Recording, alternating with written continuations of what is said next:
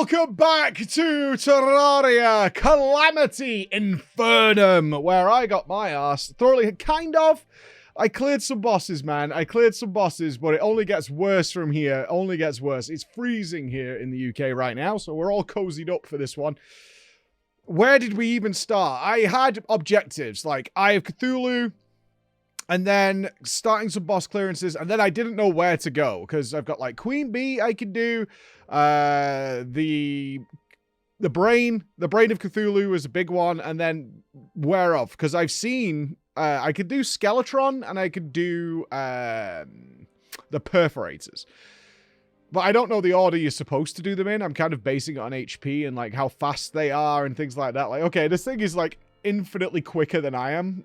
So what are we going to do? My first focus then, because the game was kind of pointing me to the Crimson, was Brain of Cthulhu. That seemed like the reasonable choice. But the biggest issue I had is, like, how do I spawn this? Because the first time I ever played Terraria, I did the Corruption, and I got a drop to spawn it. And I couldn't figure out how to get the Brain of Cthulhu. Other than, I know you blow up the hearts, which is how I spawned it in the first place, but you have a limited number of hearts.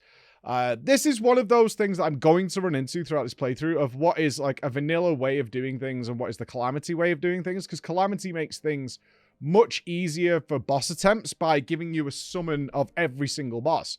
And it turns out the Brain of Cthulhu is supposed to be a crafted summon. That's it. It's supposed to be a crafted summon. And I didn't know that.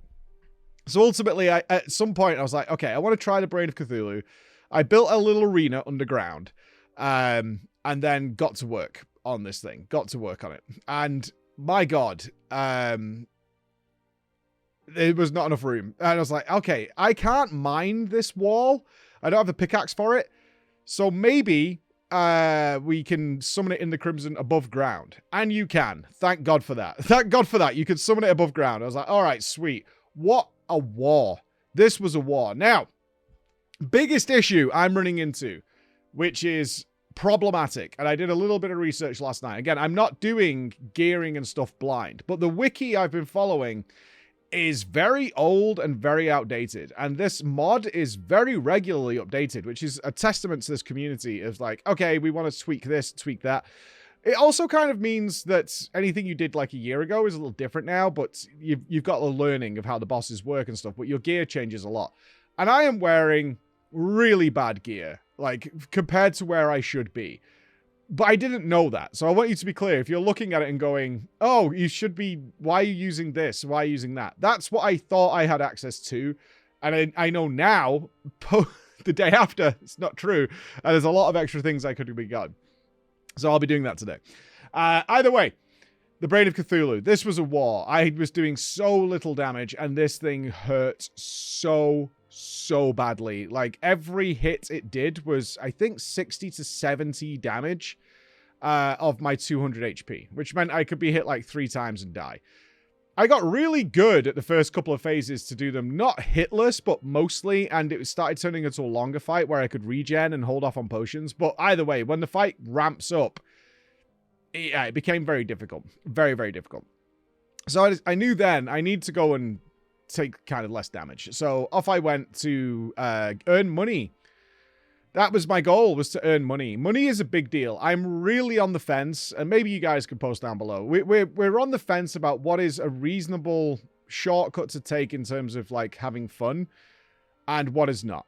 Because the game offers Calamity. One of the first things people told me about playing Calamity is that they put in a way that you can just generate infinite money because there's a lot to buy. It's a huge amount of actual in-game gold to do a lot of the things. And so they put in ways of just getting infinite gold in a matter of minutes. And you can just have all the money, all the platinum you want, and you don't need to worry about money again for the rest of the game. Like, reforging has some shortcuts in it. Like, if you reforge a weapon multiple times, it will kind of default to being the best version, so you're not just stuck in reforge hell. But it doesn't work for accessories. And what I needed to do was change my accessories to warding, so I had more defense. That gives you more defense. But that's still entirely random, because you might want, like, the weapon, you want a good one, right? Makes sense. They default it to being a really good weapon. But with the accessories, you might want movement speed. You might want melee speed. You might want defense. You might want more damage. You might want X, Y, and Z. So for that, it's purely random as to how that goes. And it's like really expensive. It gets more expensive each time you do it. And I had like 6 gold left because one of the things I decided to do was get the permanent potion buffs, because you're supposed to use potions on bosses, right? They're there. Consumables are there to be used, but you're doing a lot of pulls, which is a huge amount of farming, of fishing and collecting herbs. So if you get 30 potions and you put them in storage, you will just have that buff forever. So you can just keep pulling the boss without worrying about consumables and stuff like that. So I really wanted that, but it is expensive to do. So I was working through that process and I had no gold left. So we had to go and get gold. We tried a number of different ways, like farming bosses, but they're still really hard, especially in the gear I'm doing. Like Desert Scourge kicked my ass quite a few times. Eye of Cthulhu kicked my ass a couple of times. King Slime, still a particularly badass monster that you can't just take for lightly. It's not like I've got much more powerful since the first kill. Let's put it that way, because of the gearing issue. You can see how it's becoming a circular situation. So I killed them a few times, got some gold, reforged the water, then got to work on the brain.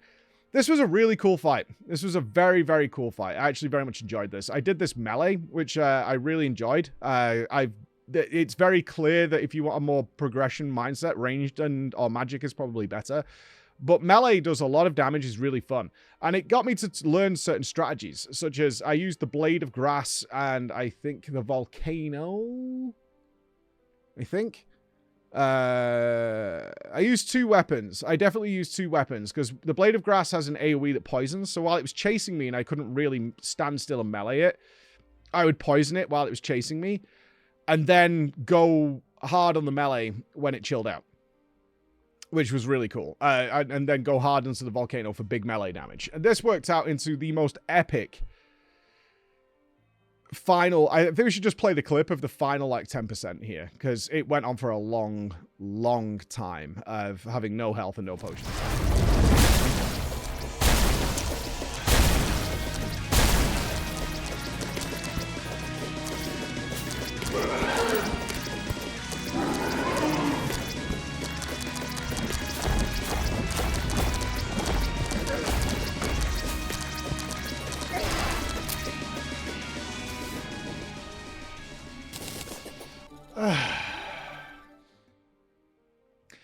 With the Brain of Cthulhu dead, what to do next? What to do next? Where do we go? And what do we do? So, crafting new armor was great. I did have access to Hell, so we did the Hell version of going and getting all the Hellstone, built our Elevator, got down there, dug around.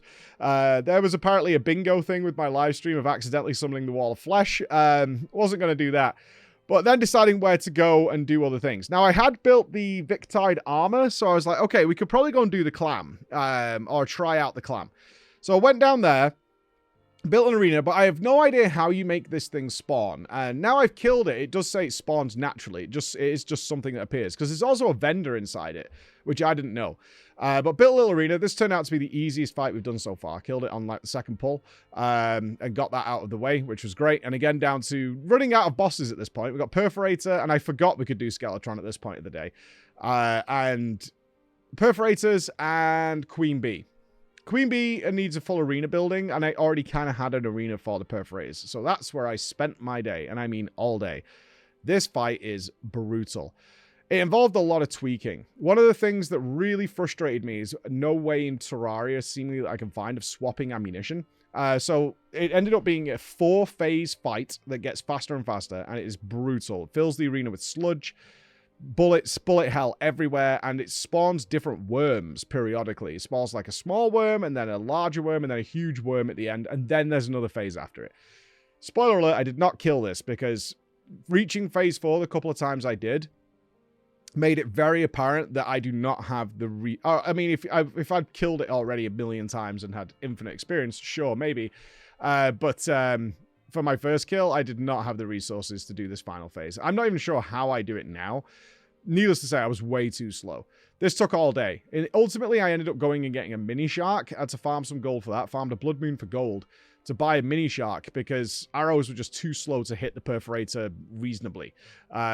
Even with the archery potions, they were just too slow.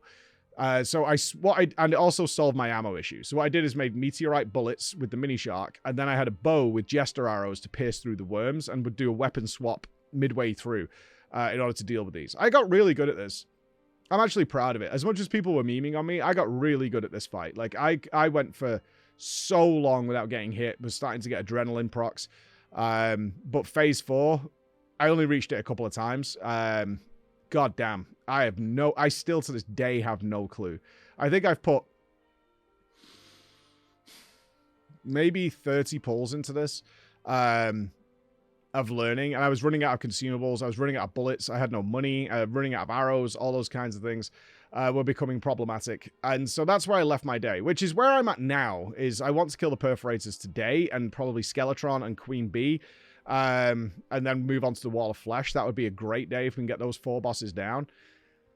But I need to go and get gear. Like, I did another Google last night, and there's a lot of videos that have been, like, updated for YouTube for 2025, and in there, it's like, okay, by this point in the game, you should have all this, and the mini shark should be long gone. long gone by this point, and you should be doing considerably more damage. And I was like, okay, I am doing this in a really stupid way. So my main goal today, actually, is to get a lot of upgrades, and just become way more powerful than I am. The highlight of the day actually was down in hell. I got the Old Lord's Claymore. This is like a goofy weapon that's been added. This thing is awful to use normally. It does like this little wiggle thing. It's a horrible animation. However, if you hold down and charge it, you do a charging somersault attack that does massive damage. Unfortunately, it just ram you into the enemy, which is dangerous. I like did it with King Slime. It could kill King Slime in about 4-5 hits, something stupid like that. However, you were dead by them because you were getting hit by stuff and you still taking a ton of damage. But I'm way looking forward to more crazy weapons like this coming out. More crazy weapons. But I need to get more in the mindset of not being stubborn Mike is where I am right now. Which is like, I think we can kill this and putting in a ton of time. Whereas that time would be better spent going and getting these upgrades and just having a way easier time. I need to treat it literally like Mythic Raid progression. Is re-clearing the raid for a couple of hours saves you way more hours later down the line on the boss. And I need to get into that mindset. I've got to stop myself from being like, I want to learn it. Because I'm learning it in the hardest way possible for no reason at all. And that's my plan. But what a war so far. I think we're at like 160 deaths or something. Maybe more. Scary. This game is brutal, but also so fun, because you just have this contrast of ridiculously hard bosses and then nice chill moments that go with it. So, tomorrow, maybe the Wall of Flesh will be dead, and we will be in hard mode. Maybe. See you then. Bye, guys.